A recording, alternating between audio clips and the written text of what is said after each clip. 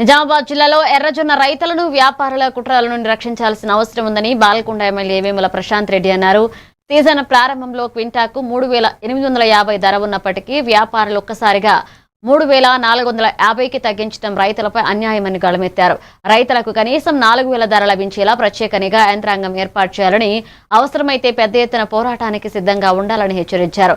జిల్లా కలెక్టర్ సానుకూల స్పందన తెలిపారు.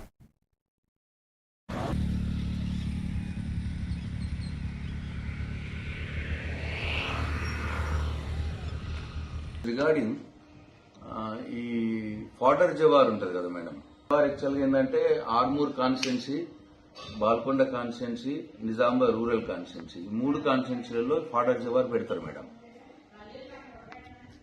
ఇది స్పెషలైజ్ క్రాప్. ఇది యాక్చువల్గా ఇదేంటంటే ఈ ఫాడర్ జవారు మనకి నార్త్ ఇండియాలో ఫాడర్ కోసం తీసుకుపోతారు అన్నట్టు.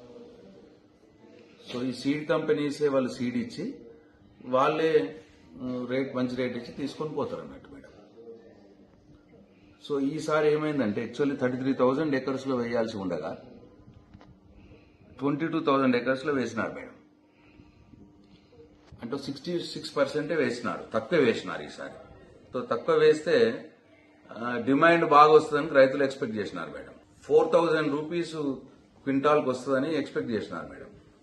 సో అది ఏమైందంటే సరే 350కి స్టార్ట్ అయింది తీసుకోవడం. 4,000 అనుకున్నారు యాక్చువల్గా రైతులు, బట్ 3,850కి స్టార్ట్ అయింది. సరే పర్లేదులే అని అనుకున్నారు పాపం రైతులు. కానీ ఏమైంది మేడం అంటే ఇప్పుడు ఈ రోజు రోజుకు దాన్ని డౌన్ చేస్తా ఉన్నారు. ఈ మరి అది సిండికేట్ కావడమా ఏం జరుగుతుంది? ఇప్పుడు 3,450కి ఇవాళ